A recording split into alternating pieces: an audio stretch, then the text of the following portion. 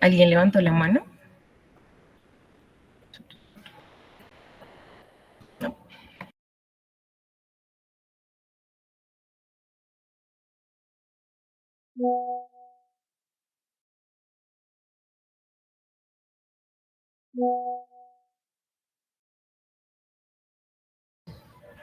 Bueno, entonces para no alargar más el tiempo, les voy a presentar el caso clínico de diarrea crónica. Entonces lo que primero vamos a hacer es hablar un poquito de anatomía, un poquito de histología y un poquito de fisio, algo muy breve. Después vamos a hablar de unas generalidades de la diarrea crónica, después vamos a abordar algunos elementos importantes que vale la pena resaltar para abordar ese caso que les dejaron a ustedes, que en realidad es diferente al que me tocó a mí cuando estaba en cuarto. Y como no puedo ver lo que ustedes están diciendo en la pantalla, cuando tengan una pregunta me interrumpen, no hay ningún problema. ¿Listo? Entonces, vamos a hablar de la anatomía. Entonces, es importante saber que pues, el duodeno es la primera porción del intestino delgado. Entonces, está directamente posterior al estómago. Y digamos que la función principal de este es la digestión y la absorción inicial de estos nutrientes. Que es importante decir del duodeno, que mide entre 25 a 30 centímetros, como ustedes lo ven acá, tiene como formita de C, y rodea parcialmente el páncreas. Entonces esperaríamos que el páncreas más o menos se viera como, ustedes están viendo mi mouse, más o menos, ¿no? Sí, sí, lo Sí, estamos viendo. Sí. Ok, voy a poner aquí el puntero del láser por si acaso. Entonces esperaríamos que el páncreas estuviera más o menos por acá. ¿Listo? Es importante decir pues que el duodeno tiene 4 partes. Entonces tenemos la porción superior, que es esta de acá. Tenemos la porción descendente, que le dicen también de 2, que es esta de acá. Tenemos la porción horizontal, que es de 3, que es esta de acá. Y tenemos la porción ascendente, ¿sí? Que es esta de acá. Justo antes de la flexura duodenal, duodeno-yayunal, o sea, o digamos que el ligamento de Treitz, que tal vez lo han escuchado por ahí en las clases de anatomía. Digamos que porque es importante hablar del duodeno. Digamos que cuando hablamos de que se altera el duodeno, y hablamos de diarrea crónica, podemos pensar en mala absorción, podemos pensar en hipersecreción biliar o pancreática, podemos también pensar en algunas enfermedades inflamatorias, como por ejemplo enfermedad celíaca, Crohn, enfermedad duodenal, o también podemos hablar, por ejemplo, de tumores, de estenosis o de algunas infecciones crónicas, por ejemplo, por giardia u otras. Seguimos con, digamos que las siguientes 2 porciones del intestino, que vendrían a ser yeyuno e ilion. Entonces, ¿qué es importante, digamos, que pensar del yeyuno? Que este segmento inicia justo después de la flexura duodenal, que es la que les mostré anteriormente, y ocupa principalmente el cuadrante superior izquierdo en el abdomen. Digamos que a nivel macroscópico es como más rojizo, o sea, cuando lo vemos grande es un poquito más rojizo, y la pared es un poco más gruesa en relación al ilion, ¿sí? Y ya, cuando hablamos del ilion, este se extiende pues desde el yeyuno hasta la válvula ileocecal. Entonces esta porción es la que se conecta con el intestino grueso, la pared es un poco más delgada y el color es un poquito más pálido cuando lo vemos a nivel macroscópico. Que es importante, digamos, del ilion, que este tiene, al igual que los demás porciones, tejido linfoide, tiene nódulos linfáticos, las placas de Peyer, y digamos que dentro de este se encarga de la absorción de agua, porque ya digamos que sus funciones se van pareciendo más a las del intestino grueso, de sales biliares y de vitamina B12. Entonces digamos que cuando se afecta esta región, como por ejemplo algunas cirugías, algunas enfermedades inflamatorias como Crohn, lo que tenemos es que podemos tener mala absorción también en esta porción. Y este que tenemos aquí, pues es el intestino grueso. Entonces tiene su porción, entonces acá es precisamente donde se conecta con el ilion. Tenemos su porción ascendente, tenemos su porción transversa, su porción descendente, el colon sigmoide, tenemos el recto y el ano. Entonces, dentro de las características de este, pues es que aquí hay mayor retención. Como hablamos ahorita, entonces en duodeno hay absorción de nutrientes y en esta lo que más hay es absorción de agua. Ahorita un poquito cuando veamos fisiología vamos a hablar de eso. Y esto, digamos que tiene acá el apéndice vermiforme, ¿sí? Que es la que se inflama y cuando hablamos de apendicitis es esta. Y Entonces, bueno, tenemos que el intestino pues tiene diferentes capas. Cuando hablamos del intestino delgado, entonces, ¿qué tenemos? Tenemos que el intestino tiene la mucosa. Aquí son las capas del estómago, pero acá no las ejemplifica para el intestino delgado y grueso. Pero tenemos que estas tienen una característica principal y es que tiene unas vellosidades y en estas vellosidades también tiene unas criptas y unas microvellosidades. Pero por lo demás, este tiene la mucosa, tiene la submucosa, pues tiene las criptas que les acabé de mencionar, tiene una capa muscular propia, que tiene una capa circular y otra externa longitudinal, y tiene estas, digamos que en toda la mitad, el plexo de Auerbach, y en la parte externa, pues tenemos una capa serosa, que vendría a ser esta. ¿Qué pasa cuando vemos el intestino grueso? Que en este desaparecen un poco esas vellosidades que teníamos, y digamos que la mucosa es mucho más plana en comparación a la del intestino delgado, y esto pues tiene toda la relación con la función, porque el cambio de la función es sustancial respecto a la absorción y el equilibrio de líquidos. Esto es precisamente lo que les estaba diciendo ahorita. Entonces, ¿qué tenemos acá? Las criptas, tenemos estos que parecen como deditos, que son las vellosidades, y acá pequeñitos tenemos las microvellosidades. Realmente la absorción de nutrientes la vamos a tener es en estas microvellosidades, donde hay intercambio de solutos para poder que esas partículas microscópicas de las macromoléculas puedan ingresar a la célula, al enterocito. Entonces, ¿qué tenemos acá en cuanto a la fisiología? Entonces, tenemos que galactosa y glucosa van a ser transporte activo, que es secundario a sodio. Entonces, entran como monosacárido, digamos que por las microvellosidades, y ya pasan a los capilares sanguíneos de las vellosidades. La fructosa sí necesita difusión facilitada para poder atravesar. Cuando ya hablamos de proteínas, entonces tenemos que estos aminoácidos necesitan transporte activo solamente, o transporte activo que es secundario a sodio, para que pasen. Y estos necesitan difusión para poder pasar a los capilares. Por eso estos dipéptidos y tripéptidos también necesitan transporte activo, pero a diferencia de los aminoácidos, este va a ser secundario a hidrógeno. Y ya tenemos que los ácidos grasos de cadena corta pasan por difusión simple por las características de la estructura química, mientras que ya los de cadena larga y los monoglicéridos van a necesitar que se formen micelas en la luz del intestino para que por difusión simple sí puedan pasar. Y acá tenemos también algo del metabolismo del kilomicrón y de las lipoproteínas, que necesitan otro tipo de transporte dentro de la célula para poder pasar.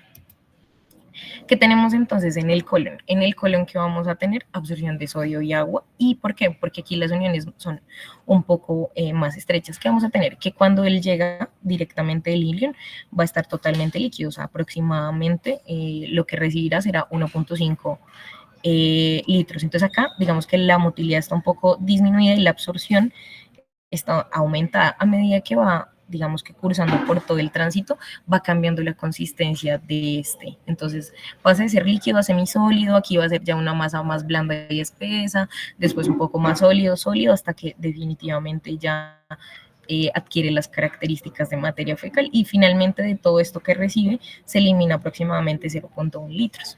Entonces digamos que también el colon tiene una función de almacenamiento de esa materia fecal mientras esta se va consolidando en una masa un poco más sólida. Cuando aumenta el peristaltismo, digamos que hay una relajación del esfínter anal para poder que se dé la salida de las heces. Entonces, bueno, ya cuando hablamos de diarrea, entonces, ¿qué es diarrea? Entonces, es un síntoma que consiste en la variación significativa de las características de estas heces respecto a la normalidad del paciente. Es importante saber esto, que es respecto a lo que el paciente refiere. Entonces, está caracterizado, ¿por qué? Porque hay una disminución de esta consistencia, y esperaríamos que esta disminución de la consistencia fuera objetiva. Es decir, que el paciente le mostráramos la escala de Bristol, ya la vamos a ver más adelante, y él nos pudiera decir que más o menos se encuentra entre un Bristol 5 a un Bristol 7. Y también hay un aumento en la frecuencia de estas heces, es decir, esperamos que sean 3 o más deposiciones en el día. Y como hay un aumento de la frecuencia, también generalmente vamos a tener un aumento del volumen, es decir, más de 200 gramos al día aproximadamente de heces. ¿Qué pasa si hay digamos que un cambio en la consistencia, pero que no está relacionado, digamos que si hay un aumento de la frecuencia, pero este no está relacionado con la consistencia? Entonces, digamos que esto a pesar de que los pacientes puedan decir que puede ser diarrea, esto es el solo aumento de la frecuencia sin el cambio en la consistencia, no se clasificaría como diarrea crónica, sino que sería como una pseudodiarrea o una hiperdefecación. Entonces, digamos que para esto lo abordaríamos de una manera diferente a la que abordaríamos una diarrea crónica como es para el caso de hoy. ¿Cómo clasificaríamos esta diarrea? Entonces, según el tiempo de evolución, diríamos que menor a 2 semanas es aguda, de 2 a 4 semanas es persistente y mayor a 4 semanas es crónica.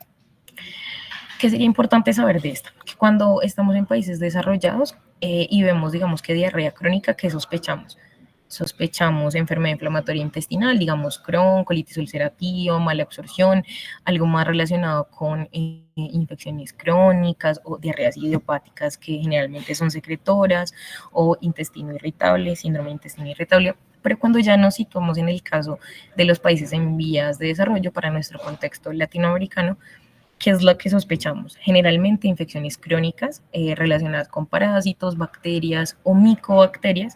Digamos que el caso de las micobacterias, más bien relacionados con una diarrea crónica, pero que se encuentra en un paciente que no es inmunocompetente.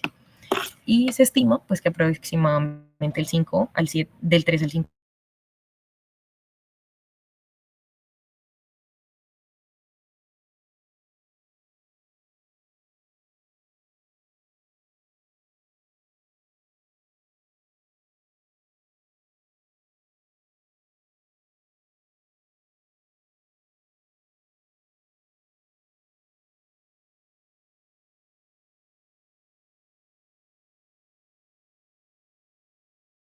de la población.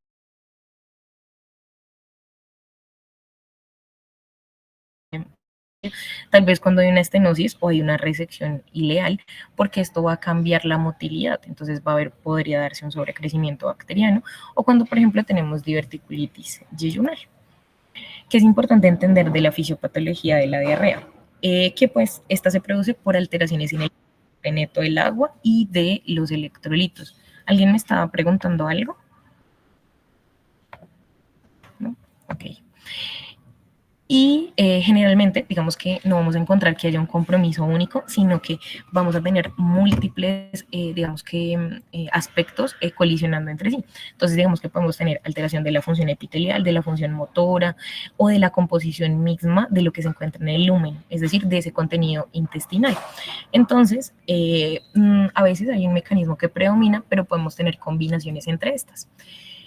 Y aquí vamos a hablar de, según el tipo de diarrea, algunas causas que están relacionadas con esta fisiopatología. Entonces, por ejemplo, las osmóticas, ahorita vamos a explicar qué significa cada una. Osmóticas, secretoras, motoras, malabsortivas o inflamatorias. Cuando hablamos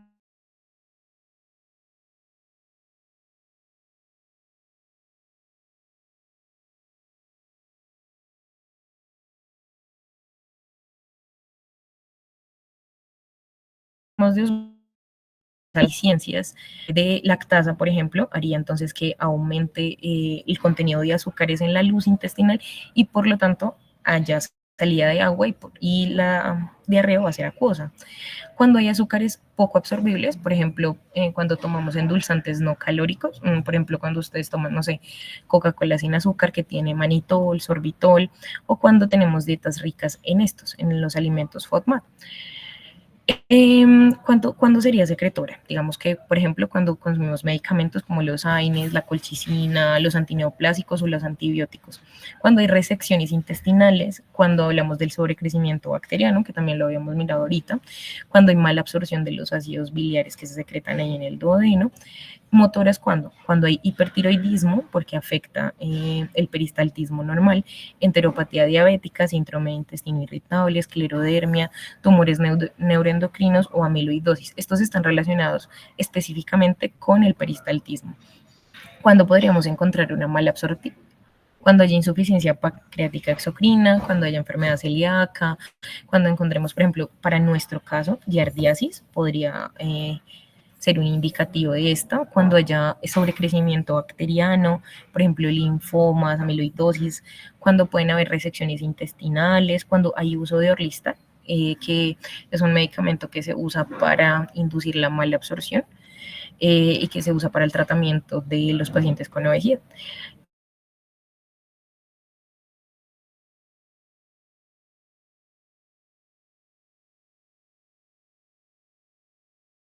Eh,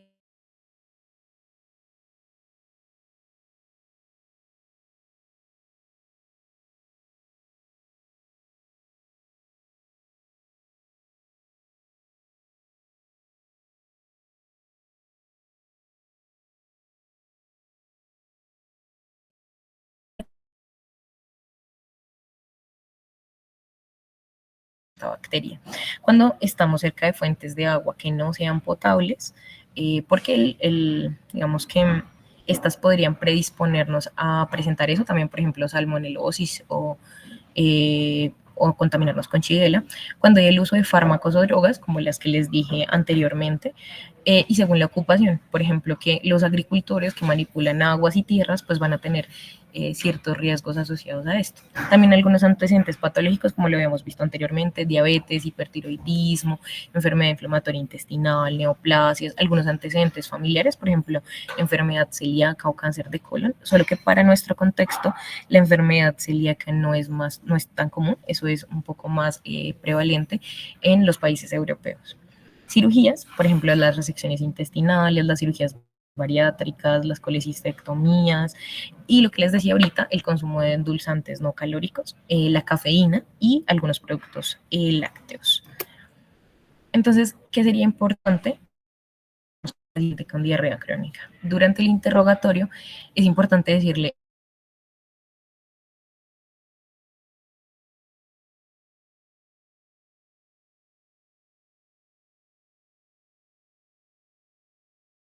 de riesgo, si tiene antecedentes patológicos, si alguien en su familia sufrió alguna enfermedad relacionada con el colon, si tiene cirugías o ha tenido cirugías recientemente, cómo es su dieta, o sea, si tal vez es diabético y entonces por lo tanto consume endulzantes no calóricos, si hay signos de alarma, es decir, si diarrea nocturna, es decir, que lo despierta la ida a defecar, si hay pérdida de peso significativa, si hay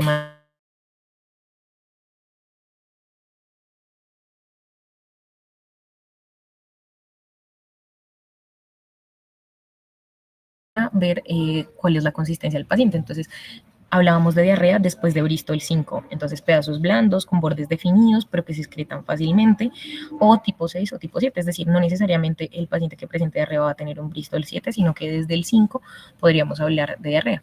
Estas características, entonces lo que les decía, preguntarle por aparición, desde hace cuánto, la frecuencia, entonces cuántas deposiciones al día, cuántas deposiciones cada hora, las características de estas en cuanto a consistencia, también en cuanto a olor, por ejemplo, para nuestro caso clínico de hoy, si flotan, si no flotan, si tienen sangre, si no tienen sangre, si tienen moco, si cambian de color, si han de color, por ejemplo, son negras.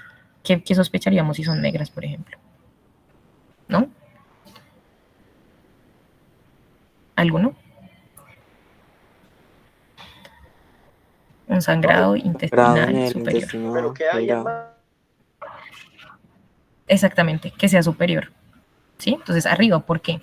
Porque si es inferior, pues esperaríamos que se viera un poquito más roja las heces y no tanto, exactamente, y no tanto, digamos que bajo. Entonces, ¿qué nos va a sugerir la anamnesis? Entonces, cuando le estamos preguntando al paciente si es del intestino delgado proximal o pancreático, es decir, arriba del ligamento de Tietz,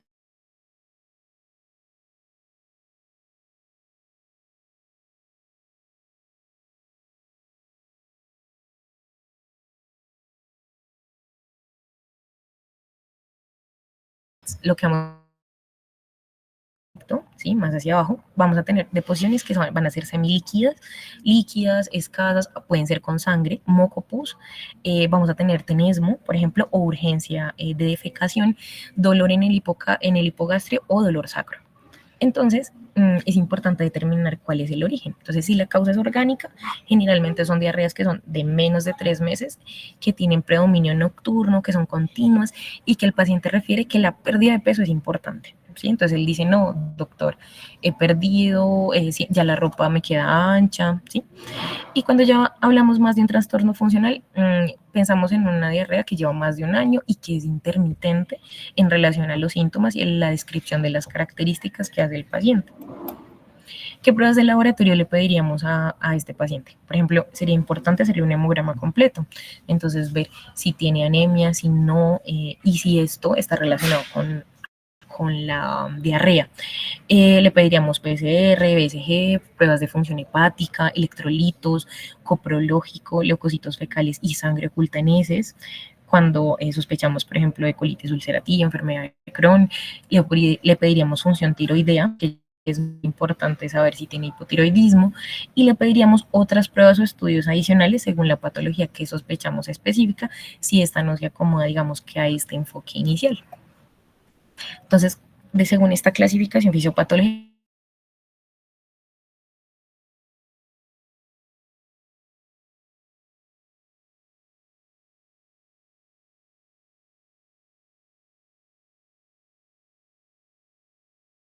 que es, no pueden pasar al espacio paracelular.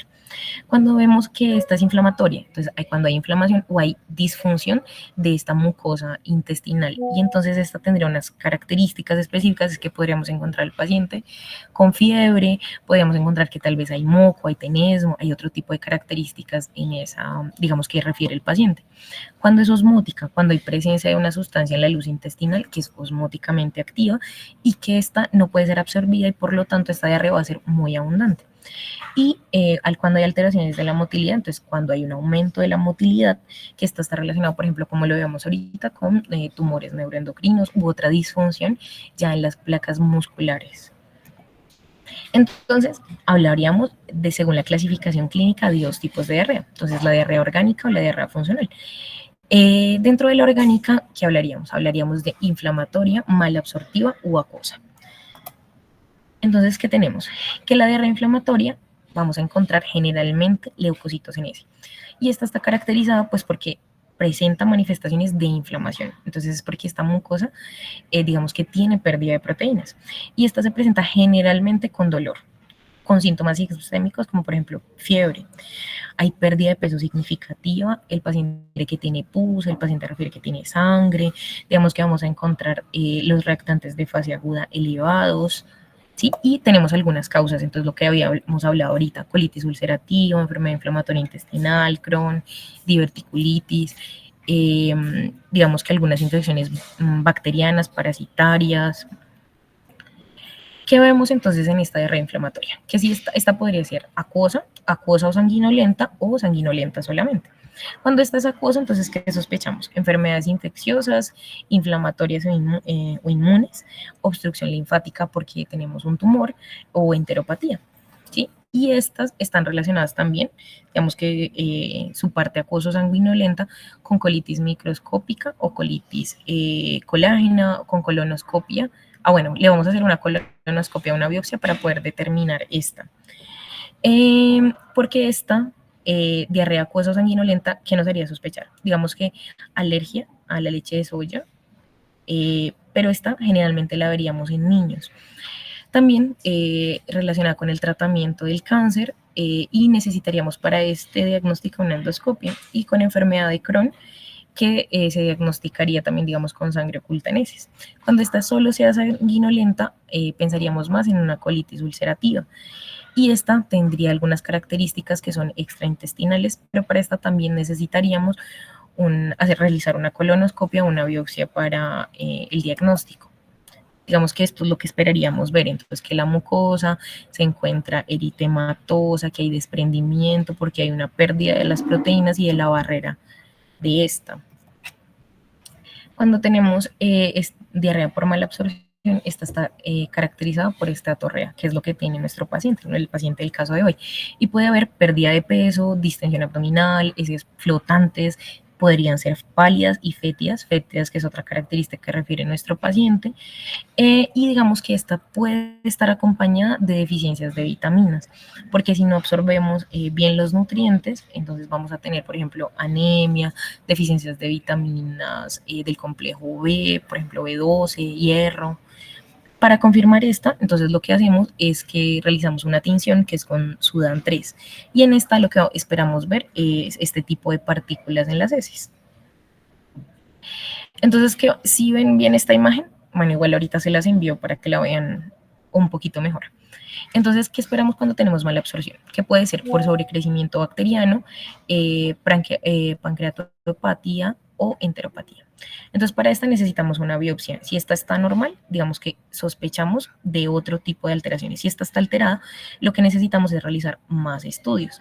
Si hay sobrecrecimiento bacteriano, ¿qué es lo que necesitamos? Entonces necesitamos una prueba de aliento de hidrógeno para poder con dexilosa o con lactulosa para poder determinar, digamos que si es por un sobrecrecimiento de este. Entonces, si este está normal, lo que hacemos es una prueba con antibióticos para ver si mejora la sintomatología. Si esta está alterada, entonces confirmamos el diagnóstico. Entonces, bueno, aquí podríamos tener algunas causas para la mala absorción: amiloidosis, el bypass gástrico, daño linfático, algunos medicamentos, isquemias, digamos que síndrome de intestino corto, ¿sí? Y desórdenes hepatobiliares, pérdida de la regulación para el vaciamiento gástrico. Cuando tenemos diarrea acuosa, digamos que está caracterizada por volúmenes que superan el litro y podríamos llegar a tener hipocalemia y deshidratación. Entonces, digamos que la pérdida del potasio es muy común. Y esta puede ser osmótica o secretora, y esto digamos que lo podemos disgregar a partir de calcular la brecha osmótica fecal. Entonces, ¿qué tenemos? Que para calcularla necesitamos, ponemos 290 menos 2 veces el sodio fecal más el potasio fecal. Entonces, si esta nos da menor a 50 miliosmol por kilogramos, digamos que decimos que esta es secretora. Si esta nos da mayor a 125 miliosmol por kilogramo, decimos que esta es osmótica. Y entonces, ¿qué hablamos de la secretora? Entonces, que los electrolitos no están siendo absorbidos. Y si hablamos de la osmótica, que los solutos no son absorbibles. Y estas son algunas de las causas. Entonces, secretora: alcoholismo, mala absorción del ácido biliar, síndromes congénitos, vasculitis, insuficiencia adrenal, y de la osmótica, por ejemplo, enfermedad celíaca. O lo que les decía, los alcoholes de azúcares, manitol, sorbitol, xilitol. Estos son algunos de los tumores neuroendocrinos que podrían producir diarreas crónicas y sus marcadores. Recordemos que esta está más relacionada con la diarrea motora, de alteraciones motoras. Y esta es la diarrea funcional. Entonces ya hablamos de todas las causas orgánicas. Pero cuando hablamos de las causas funcionales, digamos que este es un síndrome que se caracteriza porque las deposiciones diarreicas, bueno, mayor a un 75% de estas durante 3 meses, no están relacionadas con dolor o malestar abdominal. Cuando ya estas llegan a estar asociadas a dolor o malestar abdominal y tiene alguno de los criterios de Roma, se diagnostica con síndrome de intestino irritable. Acá vemos una diferencia entre, entonces, tenemos síndrome de intestino irritable cuando hay dolor abdominal. Recuerden que en diarrea funcional no hay dolor, por lo menos una vez a la semana en los últimos 3 meses, con 2 de los siguientes. Entonces, que esté relacionado con la defecación, que haya cambios en la frecuencia de las deposiciones y que haya cambios en la consistencia de estas. Y es funcional cuando, pues al menos el 30% de estas son Bristol 6 o 7 y no hay dolor. Es muy importante que no haya dolor. Entonces, ¿cómo estudiamos la diarrea crónica? Entonces, esta pues debe ser mayor a 4 semanas para que podamos decir que es crónica. Hay que descartar la pseudodiarrea. Entonces, ¿qué era lo que hablábamos ahorita? De que no hay un cambio en la consistencia. Entonces, impactación fecal con rebosamiento o incontinencia fecal. Entonces, hay que hacer una adecuada historia clínica de examen físico. Entonces, ¿qué le debemos preguntar al paciente? Si toma alguno de los medicamentos que habíamos visto anteriormente, si tiene intolerancia a algún alimento, por ejemplo a la lactosa o a otros, si tiene antecedentes de una cirugía del tracto gastrointestinal.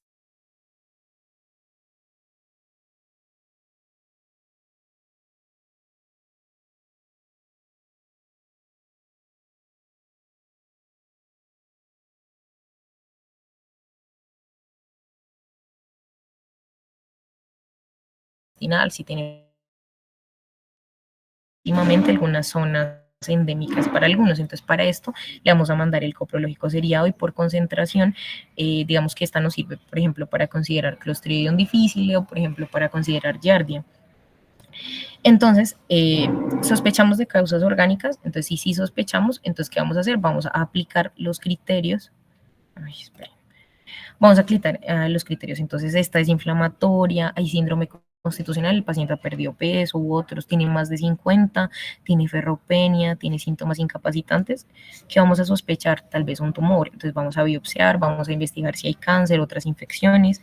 Si es una diarrea mal absortida, entonces vamos a hacerle serología para otras enfermedades celíacas, por ejemplo, y según la clínica vamos a considerar otro tipo de manejo. Si no, si digamos que no sospechamos que es orgánica, sino que es funcional, entonces le vamos a aplicar los criterios de Roma y le vamos a hacer un manejo inicial empírico. Hay otras causas, entonces lo que habíamos visto, tumores neuroendocrinos, diarreas asociadas a cirugías abdominales, que ya lo habíamos visto, isquemias mesentéricas crónicas o amiloidosis, y aquí está la manera en la que lo diagnosticaríamos. Para concluir, entonces esta que es importante, entonces si esa cosa podemos tener tres características, que esta sea acuosa y secretora o que esta sea acuosa y osmótica. Si es secretoria es porque disminuyó la superficie de absorción y aumentó la secreción de agua, o sea, la luz del intestino. Es nocturna y no está relacionada a la ingesta, mientras que la osmótica disminuye la absorción de sustancias osmóticamente activas. Por lo tanto, aumenta el ingreso de agua al intestino y esta aumenta con el ayuno y disminuye con la ingesta. Si es funcional es porque hay alteraciones de la motilidad, ya lo vimos anteriormente. ¿Qué pasa cuando esta es mal absortiva? Pues que hay una mala absorción de grasas, hay una digestión intraluminal que no es adecuada y también podríamos sospechar tal vez de que hay una obstrucción linfática. Entonces, ¿qué vamos a encontrar? Que las heces son grasosas, que son difíciles de eliminar, que van a tener, digamos que un olor fétido y que el paciente va a reportar que tiene pérdida de peso y desnutrición. Digamos que dentro de estas también podríamos hablar de la inflamatoria. Entonces, ¿qué pasa con la inflamatoria? Hay un aumento de la frecuencia, pero el volumen generalmente es bajo. El paciente va a referir que tiene tenismo, que puede tener sangre o moco y que va a tener dolor. ¿Listo? Para el caso de nuestro paciente. Entonces, ¿alguno lo quiere leer, por favor? Hola.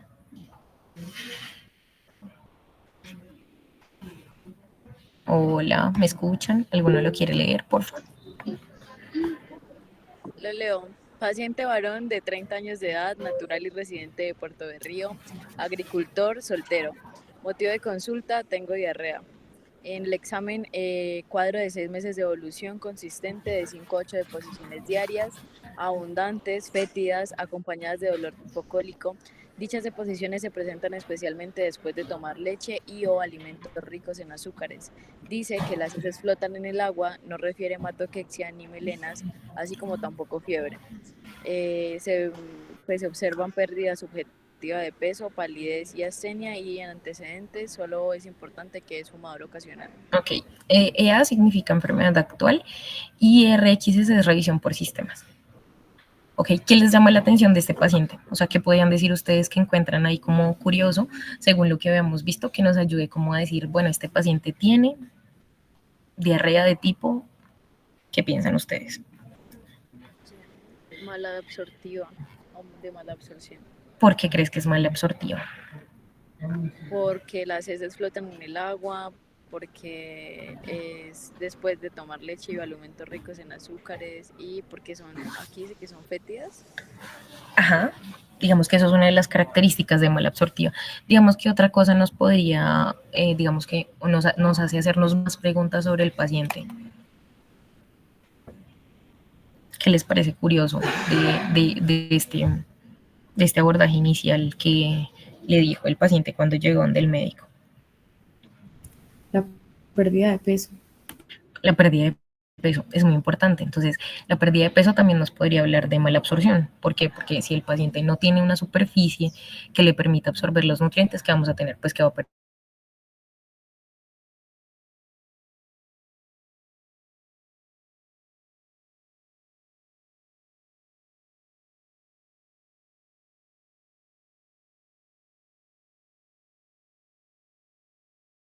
peso. Bueno, es muy importante porque aquí ya nos vamos encuadrando en qué tipo de diarrea es. Si dice que tiene un cuadro de 6 meses de evolución, es decir, que ya con esto sabemos que es una diarrea crónica. Y si tiene 5 u 8 deposiciones, también, o sea, nos confirma definitivamente es diarrea. No es que tenga una pseudodiarrea, muy probablemente tiene una diarrea crónica que por ahora sospechamos que puede ser mal absortiva y que puede estar relacionada con el consumo de ciertos alimentos, que tiene todas las características. Aquí digamos que podríamos decir que tal vez no es inflamatoria, ¿sí? Porque no tiene fiebre. ¿Se acuerdan que hablábamos de que cuando era inflamatoria tendríamos tal vez síntomas sistémicos, es decir, fiebre u otros, o que tal vez podríamos encontrar que como hay una pérdida de la integridad de la mucosa, presentaría sangre. y no tiene hematoquesia, no tiene melenas, ¿sí? Entonces, yo les tengo aquí unos apuntes para que piensen. Entonces, ¿qué hablamos? Digamos que él es natural y residente de Puerto de Río. ¿Qué sería importante preguntarnos? ¿Cómo es buen Puerto de Río? Digamos que el agua es de buena calidad, hay un manejo de excretas adecuado, podemos sospechar de yardosis, por ejemplo. ¿Qué otra cosa? Entonces, hablamos de diarrea crónica o funcional. Lo que pasa es que si el paciente menciona que tiene dolor, ya con eso descartamos que podría ser funcional. ¿Sí? Entonces, ¿tiene esteatorrea? Sí, tal vez tiene esteatorrea. Por lo tanto, podríamos pensar que es una diarrea mal absortiva. Ahí. Y digamos que podría ser osmótica y una sobrecarga de solutos relacionado con esto de los alimentos ricos en azúcar, o es que el paciente ya perdió la superficie de absorción y por lo tanto se vuelve osmótica porque ya no tiene cómo absorber. Entonces, si no hay sangre o fiebre, entonces, ¿qué pensamos? ¿Cómo estará la calprotectina? ¿Sí? Entonces, pensamos que esta no es inflamatoria. Y entonces, digamos que qué agentes nos habrían sospechar que esta podría ser inflamatoria o que podrían explicar una diarrea inflamatoria. Por ejemplo, salmonela, shigella, E. coli enterohemorrágica. ¿Listo? Y vamos, ¿quién me ayuda a leer este fragmento? No todos al tiempo.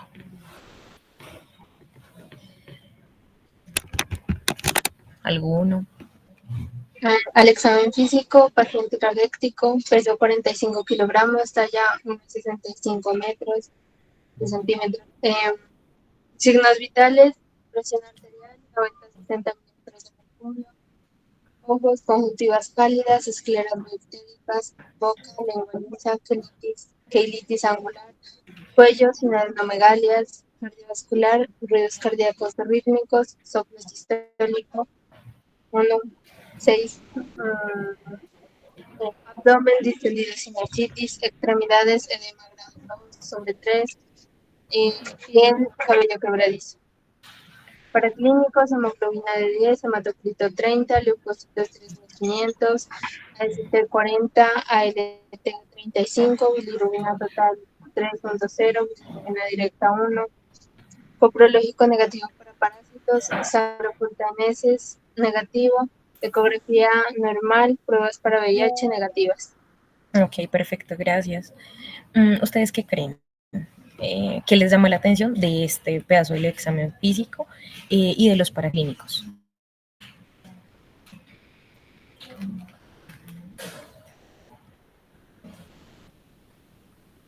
¿Alguno? ¿Todos al tiempo? Pues está anémico. Está anémico. Totalmente de acuerdo, está anémico. Respecto a lo que se me quedó ahí resaltado, ¿qué piensan de ese peso y esa talla? ¿Cómo nos daría ese IMC? Bajo.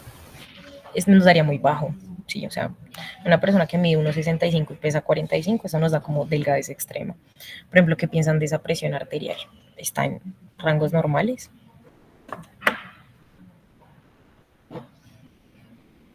Está hipotenso. Está hipotenso. Uh-huh. Eso, digamos que nos haría sospechar, ¿está deshidratado o es otra cosa? Digamos que esperaríamos tener las conjuntivas pálidas, sí, porque sospechamos que si tiene mala absorción, tal vez debe tener anemia y puede ser una anemia ferropénica. Digamos que la lengua lisa y la quilitis angular, ¿qué los hace pensar?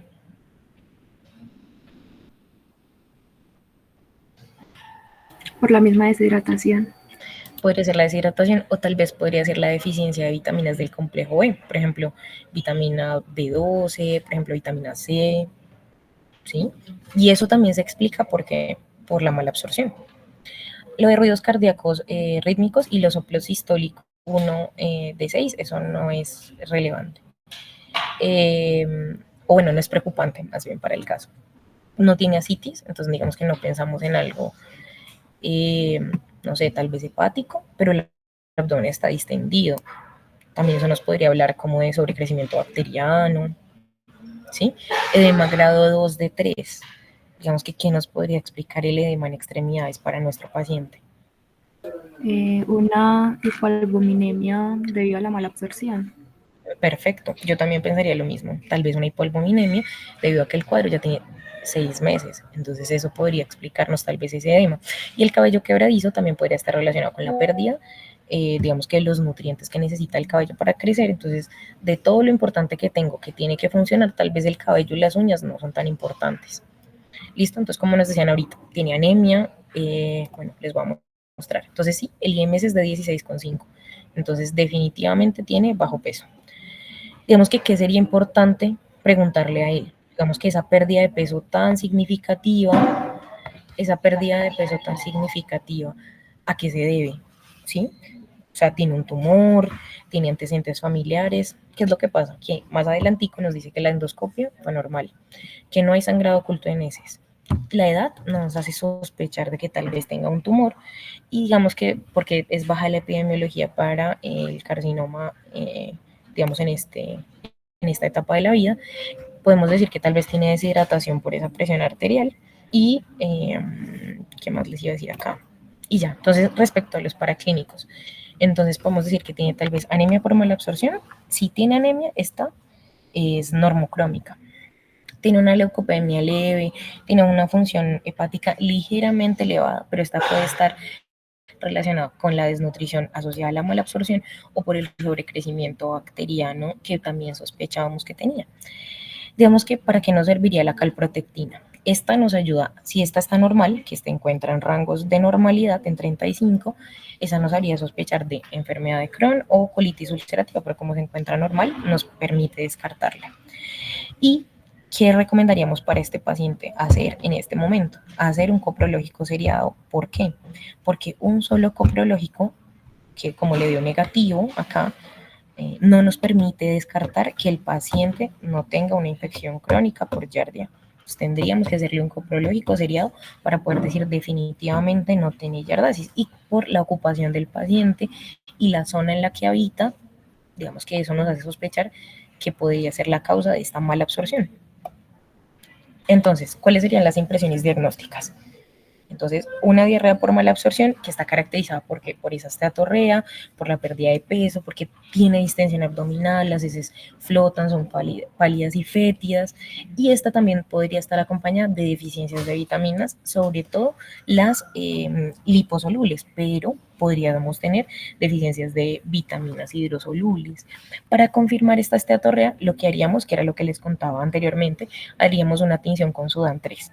¿Cómo diagnosticarlo? Entonces, si sospechamos de yardasis, ¿qué haríamos? El coprológico seriado. Si sospechamos de SIBO, ¿qué haríamos? Test de aliento con glucosa o lactulosa. Esto lo que hace es que mide metano. Si sospecháramos enfermedad, bueno, ¿sospecharían ustedes enfermedad celíaca?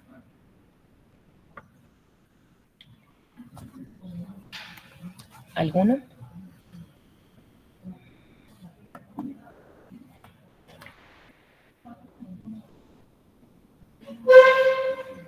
¿Alguno, no? Bueno, si sospecháramos enfermedad celíaca, le haríamos otro tipo de preguntas al paciente, o él nos hubiese dicho que la diarrea estaba relacionada o con el consumo de trigo, centeno, otro tipo de alimentos, ¿sí? Y esta se hubiese presentado desde muy joven, no ahorita a los 30 años, o sea, esa la habríamos detectado tal vez un poco más en la infancia, ¿sí? Y lo otro es que podría ser funcional. Sin embargo, recuerden que como el paciente dijo que tenía dolor, lo hace a uno dudar que puede ser una diarrea funcional. Y ya, ¿tienen alguna pregunta?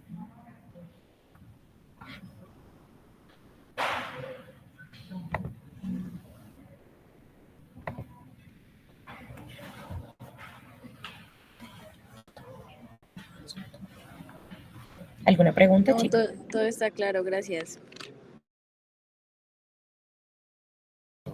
Gracias. No, regálenme un segundo, no se salgan, por favor. Yo les tomo pantallazo a los nombres para la asistencia.